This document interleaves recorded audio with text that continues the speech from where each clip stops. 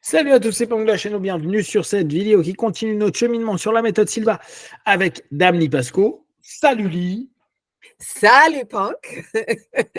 Et juste avant de commencer, je lui ai demandé ça va, elle me dit de mieux en mieux et on a commencé à papoter un peu du de mieux en mieux qu'on utilise très régulièrement. On vous avait déjà parlé de ça il y a encore, je pense, 3-4 podcasts. On avait déjà parlé de cette idée de mieux en mieux. Et ce que je disais en réponse, je disais, mais si c'est toujours de mieux en mieux, où est la limite? Où est-ce que ça va s'arrêter? Parce que si on dit à quelqu'un, je vais de mieux en mieux, de mieux en mieux, de mieux en mieux, c'est un cumul de mieux en mieux, et logiquement, le mieux en mieux devrait nous emmener à quelque chose de très élevé, ou en tout cas, on pourrait se dire qu'il y a un potentiel de très élevé.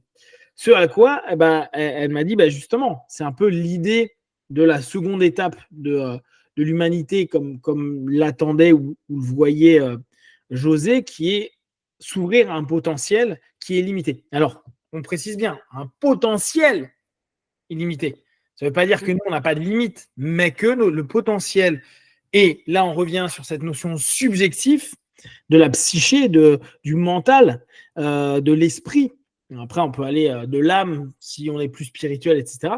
Pourrait ne pas se limiter à un carcan de pensée, d'idées, de limites physiques, etc. C'est ça un peu l'idée qu'il y a derrière pour toi de mieux en mieux.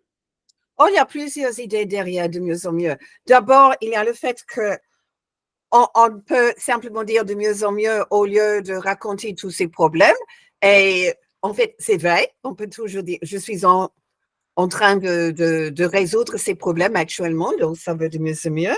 Il y a aussi cette idée, comme tu dis, que où est-ce que ça termine? Mais justement, pourquoi est-ce que ça doit terminer? On a toujours encore du potentiel à explorer.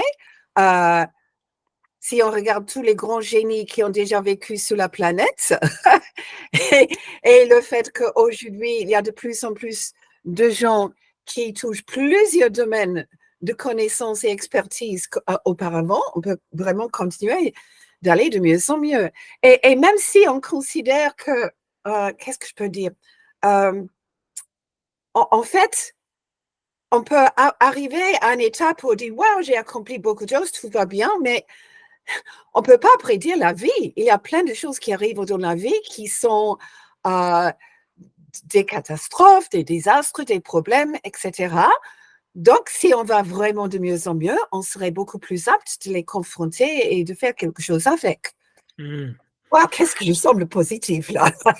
Mais, alors, ça sous-entendrait. Aussi positif comme ça, 100% du temps. Mais ça sous-entendrait quoi? Que on cumule une espèce de capacité à être mieux, et dès lors que ça nous permet d'être dans un état psycho-émotionnel plus apte à accueillir le problème, le blocage pour chercher une solution, selon toi? Oui, je trouve que c'est quelque chose de fondamental dans la psyché humaine, le désir d'aller mieux quand même, de ne pas rester où on est. Justement, l'esprit s'ennuie si tout va super bien. Il y a des gens qui disent « Oh, j'aime pas l'idée de paradis, tout est parfait, je reste sur un petit nuage. » J'aime pas l'idée de paradis, il n'y a plus de défis. Pendant que si on continue à évoluer, il y a toujours des nouvelles choses à confronter, des nouvelles choses à apprendre, des nouvelles capacités qu'on peut développer. N'est-ce pas? Ouais, mais c'est intéressant parce que je suis en train de me poser la question, tu sais, il y en a, c'est un peu pathologique, il faut toujours qu'il y ait plus, encore, davantage. Est-ce que le mieux en mieux, là on prend le côté positif, mais est-ce que le mieux en mieux ne peut pas être aussi, là c'est vraiment une question ouverte, hein, mais une notion qui pourrait emmener à de l'insatisfaction? Tu vois, toujours attendre mieux, ou attendre davantage, ou attendre plus, ou attendre quelque chose de nouveau à apprendre, de stimulant, d'amusant, de vivant. Est-ce que on pourrait, dans un mieux en mieux mal utilisé, arriver dans une espèce d'incapacité à se satisfaire du bien qu'on a là, pas du mieux? De toute façon, satisfaction 100%, je crois que je ne vais jamais avouer pendant que toi, tu es là pour me poser des questions quand même. Parce que tu me demandes toujours des questions qui me font reconsidérer les choses que je considérais être déjà compris et je suis satisfaite avec. Oui. Donc, je crois que la plupart de nous, on aime bien être satisfait quand même, mais au fur et à mesure, avec certains aspects. Mais une satisfaction totale, je crois que ça va amener à justement l'ennui ou l'idée que j'ai plus de choses à accomplir, qu'est-ce que je fais maintenant, je stagne, etc. Donc, non, je crois que aller de mieux en mieux, c'est toujours cette idée de, il y a toujours quelque chose qui reste à découvrir, à expérimenter. Justement, il y a des gens qui, à l'âge de 80, ont toujours un bucket list, n'est-ce pas? Toutes ces choses qu'on veut accomplir avant de partir la vie. Donc, c'est un peu ça. Mais c'est intéressant ce que tu dis quand même, par rapport toujours plus, toujours plus. Parce que tout récemment, j'ai commencé à relire un livre sur la psychosynthèse. Ouais. Et dit justement, alors, nous avons le développement personnel où les gens veulent toujours de plus en plus de quelque chose. Nous avons aussi thérapie. Lui, il distingue entre les deux. Et thérapie, c'est quand on veut de moins en moins de problèmes. Ouais, exactement, c'est vrai, c'est vrai. Mais il dit, il y a aussi l'approche de synthèse, de considérer qu'on a toujours tout à l'intérieur de nous, mais il y a des conflits, il y a des manques d'équilibre, il y a des choses qui ne sont pas développées. Et pour lui, la vraie évolution, c'est la synthèse de ce qui est déjà à l'intérieur de nous. C'est intéressant quand même, je trouve. Que j'ai jamais pensé à cette idée de distinguer entre développement personnel et thérapie de ce sens-là, mais je trouve que c'est très apte. Ben, là, tu vois, ce que ça me fait rebondir, c'est sur le mot qu'on a utilisé tout à l'heure, qui est potentiel. Oui. Pour moi, tu vois, je clôt assez souvent le monde de l'humain. Pour moi, je dis on est limité. On est limité au travers d'un ensemble de possibilités physiques, psychiques, émotionnelles, intellectuelles, etc. En gros, par rapport à un ensemble de potentiels. Le problème, c'est que on se dit limité alors que on a des limites, oui, mais on se dit limité. Je fais une différence là-dessus parce que on a l'impression qu'on a fait le tour de ce que l'on est, alors que la plupart du temps, on n'a même pas pris en considération les potentiels que l'on a. Tu vois, c'est comme si on avait l'impression de se dire, voilà, je suis une forêt, une forêt, je vois que les grands arbres. Et je me dis, bah, je ne peux pas aller plus loin. En fait, ça y est, je vois à peu près le périmètre de ma forêt, je vois la taille de mes arbres, je vois le temps depuis quand elles sont là. Et je ne suis pas en train de voir les petites pousses qui arrivent. Je ne suis pas en train de voir peut-être même les endroits où des arbres, tu sais, des arbres et des végétaux sont en train de s'entremêler les uns aux autres. Je reste sur un aspect qui dit, bah non, mais je suis limité parce que j'ai 500 grands arbres et j'ai 2000 hectares.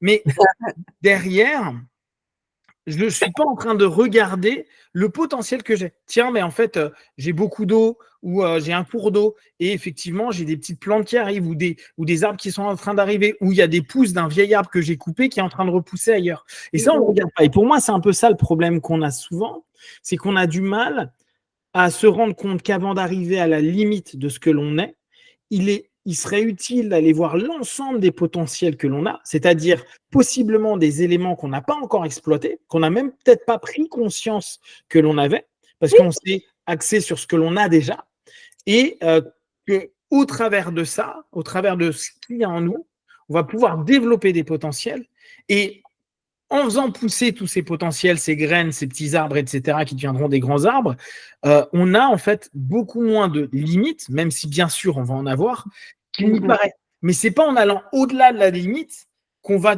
devenir illimité. C'est plus en prenant conscience de ces limites et des potentiels endormis, des potentiels non utilisés, des potentiels oubliés, des potentiels refoulés, des potentiels de plein de choses, où peut-être on peut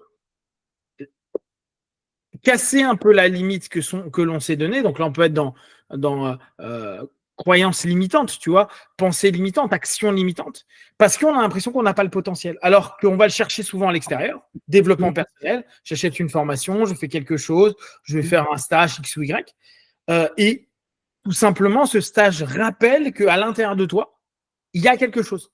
Et ce quelque chose, tu le développes, on va reprendre Sylvain, hein, en disant, bah non, mais entre à niveau, en alpha, et puis déjà, tu te rends compte que, ah ouais, tiens, c'est nouveau. Quoi, c'est nouveau et en même temps, c'est là. Sylvain, tu n'as pas inventé une fréquence. La fréquence cérébrale, elle est là, elle existe. La transe, elle existe pour les hypnotistes. C'est quelque chose qui est là, sauf que tu ne l'utilisais pas. Tu ne le savais même pas, tu l'observais même pas, tu le constatais même pas. C'est ces petits arbrisseaux, ces futurs grands arbres qu'on ne voit pas. Et tu vois, pour moi, il y a cette espèce bah, dans ce que tu viens de dire au travers de la psychosynthèse, pour moi, il y a cette notion-là. En nous, on a des potentiels inutilisés. On a des grands potentiels, des petits potentiels. Hein. Il y a des arbres qui ne deviendront que des petits arbres, des arbustes, c'est pas grave. Mais il y en a où si on commence un peu à se poser dessus, si on y prend attention, si il est près du cours d'eau, si plein de choses, on va pouvoir le faire pousser. On va pouvoir, bien sûr, ça va nous demander du temps, de l'investissement, etc. Mais parfois, on cherche à ne pas être limité. On dit, ah, mais non, à la limite, ça m'embête. On se cogne à la limite de la taille de notre terrain. On se dit, ah, mais moi, j'aimerais avoir 1000 hectares de plus. Alors qu'en réalité, ce que tu as déjà à l'intérieur de ton terrain, il devrait te suffire, mais tu ne le vois plus. Parce que tu es à l'extérieur, tu es à la limite de ta propre forêt, tu vois. Oui, oui. Et il y a aussi cette idée de comparaison. Quelqu'un d'autre a fait ceci et moi, je ne l'ai pas fait, donc je suis limitée. Mais non, on peut explorer plein d'autres potentiels. Oui, oui, oui, c'est vrai. Et surtout, puisque, par exemple, à mon âge, je suis de plus en plus consciente de mes limites physiques. Mais ça ne touche pas le potentiel de mon esprit. Et franchement, je suis très, très excitée parce que je continue à découvrir des choses extraordinaires par rapport au mental que je ne savais pas auparavant. Et là, le potentiel, pas simplement pour moi, hein, pour mon esprit, mais le potentiel de l'esprit humain est tellement énorme. Et justement, je pourrais habiter encore toute ma vie et j'aurais toujours pas tout compris ou tout pouvoir découvert. Donc, c'est ça. Moi, j'aime beaucoup continuer à découvrir ce potentiel. Oui, c'est ça. Alors, ce qui est intéressant, c'est que dans la découverte des potentiels, et aujourd'hui, on a la chance avec les neurosciences, puis avec plein de personnes qui, même s'ils ne sont pas neuroscientifiques, trouvent des choses et ils partagent. Et après, on peut tester dans l'expérience. Alors, ça sera plus empirique que théorique et scientifique, mais il y a des choses qui sont sympas à avoir, à tester, même si après, parfois, on a des biais sur l'observation qu'on a. Ce qui est assez sympa, c'est de se dire, tiens, quel potentiel je peux avoir et je peux développer. Et ça, effectivement, ça peut donner une quête et un sens à la vie de beaucoup de personnes qui vont se limiter à se dire il me faut plus ou il faut comme tu viens de le dire, telle ou telle personne, il faut que j'obtienne matériellement ou au niveau de la reconnaissance ou au niveau de l'amour ou au niveau de tel truc comme les autres, alors qu'en réalité, tu as des potentiels à développer en toi qui, eux, n'attendent qu'à être observés dans un premier temps, déjà sortir d'un déni ou d'un oubli ou d'un manque d'attention. C'est vrai que les échanges, les partages, les lectures, les apprentissages, les séminaires, tout ce que tu veux, peut ouvrir cette notion-là. Mais là, tu amènes à un point qui est hyper intéressant, qui est parfois le manque de curiosité. Parce que, en fait, tu es stimulé parce que tu es curieuse. Tu es curieuse parce que tu te dis, tiens, j'aimerais mieux comprendre quelque chose. Donc, tu es curieuse au travers du potentiel que tu as déjà examiné en toi. Tiens, je fais des cas. C'est marrant, comment ça se fait? Ou tiens, j'arrive à contrôler mon subconscient pour me réveiller à telle ou telle heure. Tiens, j'arrive à apaiser ma douleur alors que j'ai super mal à tel ou tel endroit. Et parce que tu es curieuse et que tu te dis, ah, mais ça fonctionne comment? Ou que quelqu'un te parle de quelque chose et à la place de dire c'est n'importe quoi, tu te dis, tiens, je vais lire un bouquin dessus. Et peut-être que ça va être sympa, peut-être que ça va me parler, peut-être que ça va pas me parler. Mais c'est la curiosité qui fait que tu arrives à te plonger dans ton principe de potentiel, de te dire, tiens, il y a des potentiels. C'est la curiosité qui fait que là, tu as envie de continuer à apprendre. Tu aurais pu très bien te dire, je sais. Ça fait combien de temps? Ça fait puis les années 70 que tu es passionné par la psyché humaine? Peut-être avant même? Mais avant, oui, mais c'était devenu vraiment une partie de ma vie quotidienne depuis les années, justement, depuis que j'ai fait Silva la première fois. Ouais, ouais. Mais avant ça, oui, en fait, justement, en relisant ce livre, j'ai dit, tiens, j'ai lu ça quand j'étais adolescent quand même. Et je me rappelle, j'étais stimulée à ce moment-là. Je me rappelle, j'étais fascinée par, alors, pas tellement par les transhypnotiques, j'étais fascinée par les mystiques. Et cet état de mystique, on est en connexion avec tout ce qui existe, mais c'était un état altéré de conscience. Donc, oui, je crois que j'ai toujours été passionnée par ça. Même toute petite, si tu m'avais vue toute petite, j'étais curieuse, passionnée par toutes ces possibilités. Voilà. Mais tu vois, là si on reprend par rapport toujours en s'associant à Silva, mais dans l'idée de se dire, qu'est-ce qui permettrait de développer la curiosité? Parce que tu vois, je pense que c'est au travers de réflexions et d'observations que j'ai l'impression que beaucoup de personnes ne sont pas curieuses. Pas forcément du monde, tu vois, tu peux en avoir rien à faire de ce qui se passe en natation en ce moment ou de savoir comment on pousse les végétaux. Je comprends complètement, il n'y a pas besoin d'être curieux de tout. Mais si on reprend même en micro, parfois les gens ne sont même pas curieux de la personne qui vit à côté de chez eux, voire même de leur conjoint, de leur conjointe, de leurs enfants, de ce qu'ils font. Ils ne sont pas curieux, il n'y a pas une curiosité. Alors, en France, on a un truc qui dit « la curiosité est un vilain défaut ». La curiosité quoi? La curiosité est un vilain défaut. Pour nous, être curieux en France, c'est un défaut. Alors, en anglais, on a l'expression curiosity killed the cat. Donc, c'est encore un défaut. Tu as entendu parler de ça? Oui, exactement. C'est la même chose. Tu parles de curiosité et franchement, la première chose qui arrive dans la tête pour la plupart des sens, c'est « Ah, curiosity killed the cat ». Oui, a tué le chat. Et puis, oui, pareil pour cette idée de défaut. Ouais. Mais franchement, pour moi, curiosité, c'est la fondation de tout apprentissage. Comment on va vouloir apprendre quelque chose qui n'a pas curiosité? En fait, je suis même curieuse de comprendre comment quelqu'un ne peut pas être curieuse. Pour moi, c'est difficile à imaginer. Mais, regarde, on parlait il y a quelques podcasts, on parlait de motivation intrinsèque, motivation extrinsèque, ce qui nous stimule à un moment donné. Pour moi, tu vois, si on reprend la notion désir dans la méthode Silva, donc il nous faut un désir, désir, croyance et attente positive, hein, je rappelle pour ceux qui ne connaissent pas forcément. Dans désir, tu vois, bien sûr qu'il y a la motivation intrinsèque, qu'est-ce qui va te stimuler, motiver, etc. Mais qu'est-ce qui peut amener à ça? Alors après, c'est vraiment une supposition, mais est-ce que la curiosité n'est pas un élément premier, primitif, qui amène au fait que tu désires quelque chose? Est-ce que c'est pas parce que tu es dans la curiosité de savoir ce que tu peux vivre avec ça ou comment tu vas l'utiliser, que ce soit, tu vois, un matériel, immatériel, que ce soit intellectuel, spirituel, émotionnel, est-ce que c'est pas parce que il y a une curiosité de ça pourrait me faire quoi, ou qu'est-ce que je vivrais, ou comment je me sentirais, ou qu'est-ce que j'expérimenterais avec tel ou tel objet, personne, relation, émotion, que tu commences à désirer?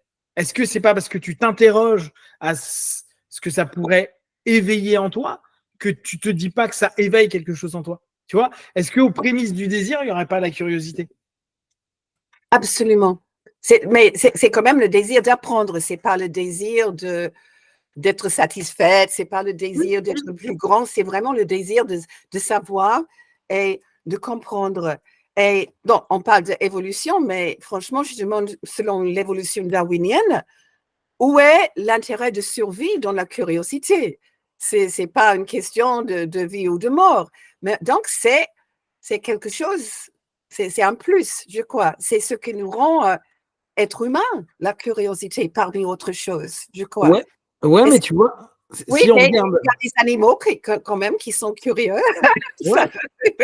Mais un enfant, quand tu vois un bébé qui commence à explorer le monde pour la première fois, là, tu vois la curiosité complète, n'est-ce pas? Tout est nouveau, tout est à découvrir et il est émerveillé par tout ce qui existe. Donc, oui, je crois que curiosité, je viens juste de penser, curiosité peut-être liée un peu à l'émerveillement. Être assez ouvert pour être émerveillé par quelque chose. Je sais pas. Ouais, mais tu vois, tu peux être émerveillé non, quand même. et ne pas t'interroger sur la curiosité, ça va un petit peu plus loin, tu vois. Je peux me dire waouh, Oui. et ça passe, et me dire Oui, waouh. mais il y a une connexion quand même, parce que si Ouais, tu c'est n'as ça. pas le wow, tu ne vas pas être curieux. Comment ça peut se Exactement. Ouais, Oui. ouais, tu veux avoir un wow effect à un moment donné, mais derrière, il y a je veux comprendre, tu vois, je veux comprendre, je veux aller plus loin, je veux recommencer, je veux vivre quelque chose. Tu regardes un animal, prenons au hasard un wombat, une personne n'a jamais vu de wombat, il va se dire waouh, Oui, il va être curieux de se dire c'est quoi cette bébête, tu vois. savoir plus, oui.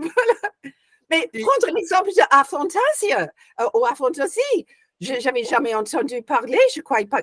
Et j'ai dit que c'était possible et les gens que je connaissais, j'ai dit wow! Mais ça m'a poussé tout de suite d'aller chercher, regarder les vidéos, regarder les articles, etc. parce que je voulais justement apprendre. J'étais curieuse de savoir comment ça pourrait exister. Voilà. Oui, donc pour moi, c'est lié quand même, oui. Mais évidemment, c'est pas la même chose, mais c'est lié. ouais, mais tu vois, là, si je reprends, je suis en train de cogiter en même temps à me dire, mais dans la méthode Silva, qu'est-ce qui fait que quelqu'un va tester les différents outils? Voilà. Bah, tu es curieux de savoir si ça va marcher. Oui, Tu oui. peux peut-être avoir le désir, mais il y a plein de techniques où les Mhm. personnes vont dire non, mais moi, je dors plutôt bien, ou je me réveille, mon téléphone sonne, je me réveille direct, je vais au boulot, il n'y a pas de problème. Mais il y a peut-être une curiosité, toi, de se dire tiens, je mets mon réveil 10 minutes plus tard que d'habitude, et cette fois, je me programme et je me dis tiens, je vais me réveiller à telle heure. Tu peux être curieux de tester l'analgésie, tu peux être curieux de tester les cas. Tu vois, il y en a plein qui vont jamais, factuellement, ils vont dire je m'en fous un peu des cas, moi, je viens parce que je voulais apprendre ça, ça, ça, ça, ça. Bon, j'ai appris les cas, mais c'est la curiosité aussi, te dire est-ce que je vais ressentir quelque chose? Est-ce que je vais voir quelque chose? Il y a une curiosité, et tu vois, on revient sur une curiosité de son potentiel. Est-ce que ce que je viens d'apprendre, je l'ai acquis ou pas? Ouais. Oui, c'est intéressant que José Silva moi-même, c'est un superbe exemple de curiosité. Pourtant, Complètement. à ma connaissance, il n'a pas parlé de la curiosité comme étant important. Pour lui, c'était presque un fait acquis. Mais Ouais. justement, on était curieux de savoir comment lui fonctionnait par rapport aux autres. Il était curieux de savoir qu'est-ce qui fonctionne pour les enfants. Il a lu énormément, il a testé, il a fait des expériences. Et je crois que c'est classique pour tous les grands, les gens qu'on appelle les génies, les inventeurs, les grands artistes, ils sont tous curieux. Ils veulent tous découvrir des choses à faire et comprendre comment quelque chose peut fonctionner. Ouais, et tu vois, je pense qu'il y a un vrai levier à prendre en compte. Si on parle à la base, on est parti de mieux en mieux, mais quand on dit de mieux en mieux, c'est développer donc ses potentiels.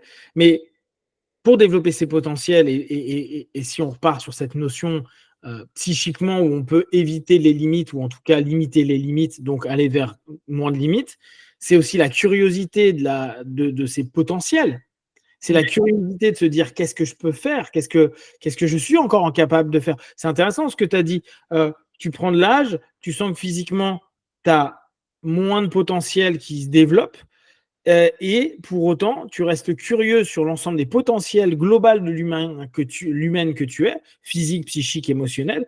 Et c'est au travers de cette curiosité que tu vas aller regarder et peut-être pousser tes propres potentiels.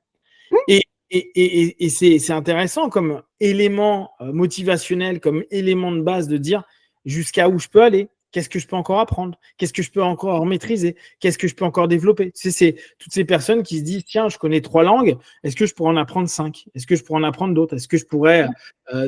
La curiosité de ses propres limites, parce que, et là encore, aller dans une curiosité saine de tes limites, te dire mais c'est quoi en réalité ma limite psychique?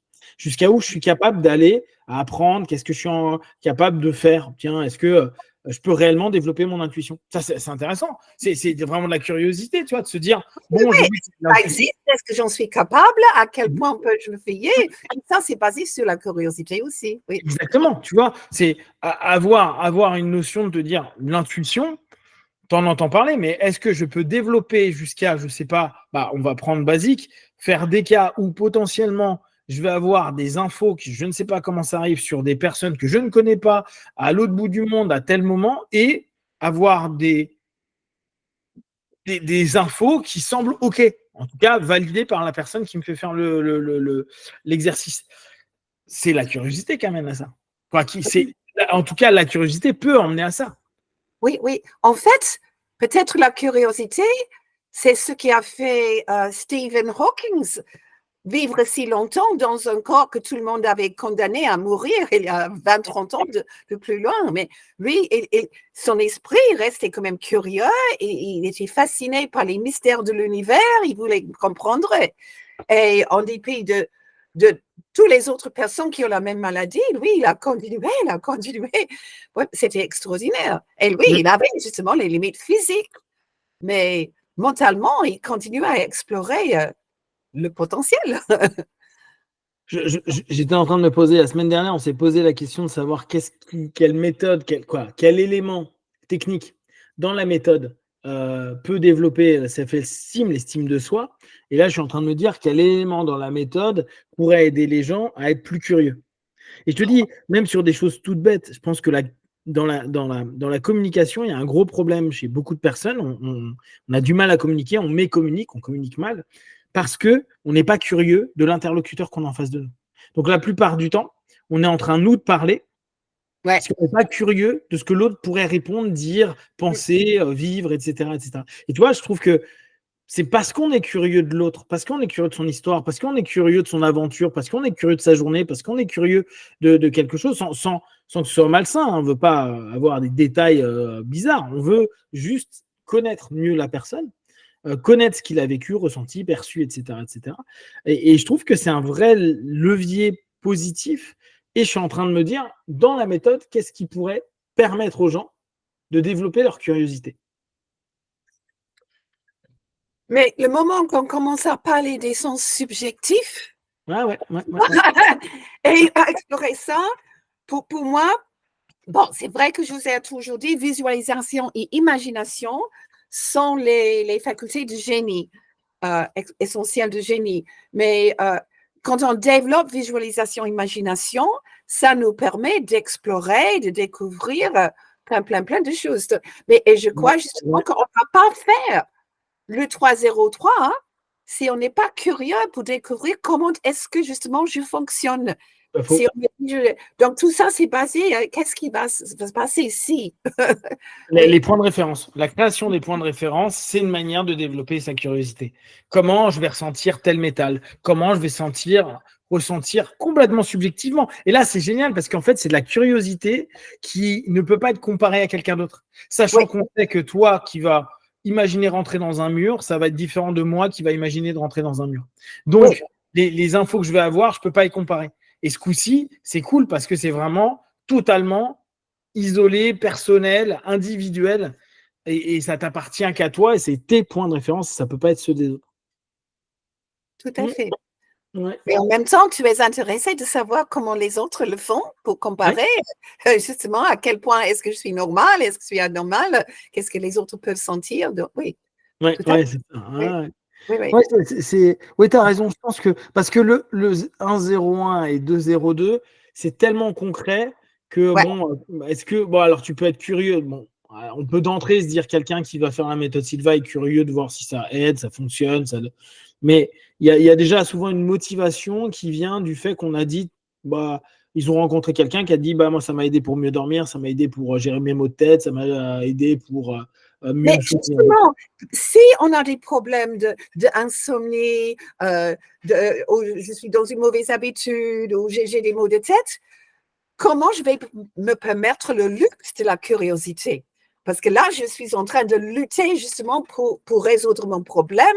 je suis tellement conscient de mon problème, ça ne va pas permettre. Mais une fois que je commence à éliminer ces problèmes, là, ça ouvre la possibilité justement de dire, ah tiens, je suis curieuse de savoir ceci ou cela. C'est intéressant ce que tu viens de dire, parce que tout à l'heure, j'étais à l'entraînement et je parlais avec... j'ai eu un élève donc un élève d'hypnose qui est passé faire un cours de Jujutsu, là. Et il me parlait un petit peu de son retour et on parlait de la différence entre un travail solutionniste et un travail, on va dire, d'expression de soi. Donc, on sait très bien qu'en hypnothérapie, on peut aller sur l'hypnoanalyse, qui va être plus une expression qui pourrait ressembler à de la psychanalyse pour certains, et un côté plus solutionniste où on va mettre la personne en transe et proposer des exercices, des différentes actions à mettre en place, et post-hypnotique, c'est-à-dire post-séance, des choses à mettre en place. Et je trouve que là, ce que tu es en train de mettre en avant, c'est un peu, je lui disais, mais tu sais, il y a certaines personnes, par moment, elles sont tellement en souffrance que tu ne vas pas les saouler à parler de leurs problèmes. Alors qu'on sait très bien que c'est bien de pouvoir recadrer, savoir, comprendre, etc. Comprendre peut souvent apaiser les souffrances. Sauf que quand tu es dans le mal, tu n'en as rien à battre de savoir pourquoi, du comment, de où ça vient. Au départ, tu dis juste j'ai mal là et j'aimerais que tu m'apaises ça, ou en tout cas, j'aimerais apprendre à apaiser ça. Et le 1-0-1 et le 2-0-2, bah, ils ont un peu ça, c'est ce côté un peu solutionniste de la méthode. C'était très concret on apaise un peu. Et après, si vous êtes dans le mood, dans l'envie, dans le désir, si vous êtes curieux, vous pouvez passer à une autre étape où là, bah, ça demande un peu plus de curiosité, d'envie, de découverte, de s'autoriser à. Mais parce que vous n'êtes plus dans la souffrance. Oui, c'est ça.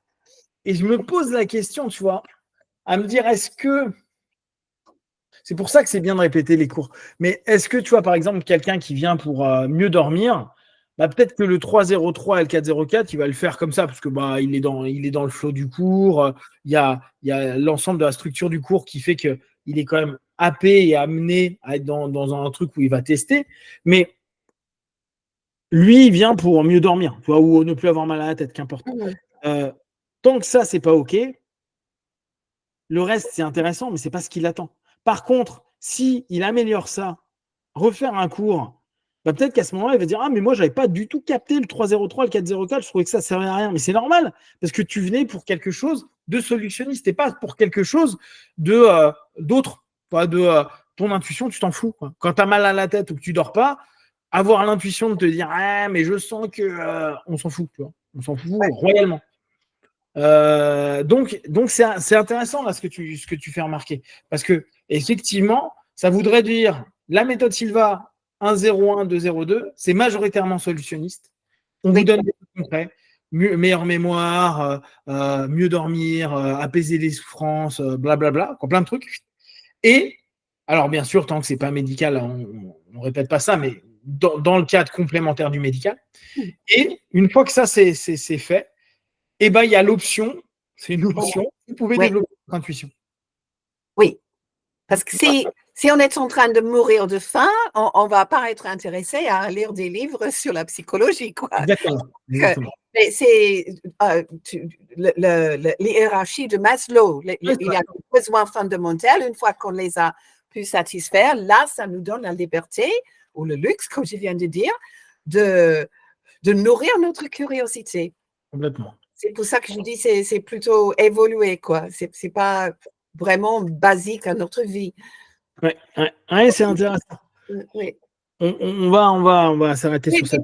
C'est déjà passé la moitié du temps. On l'a déjà faite. Donc, on va continuer un peu de papoter de ça. On va aussi aller sur le livre un jour ou un autre. Hein.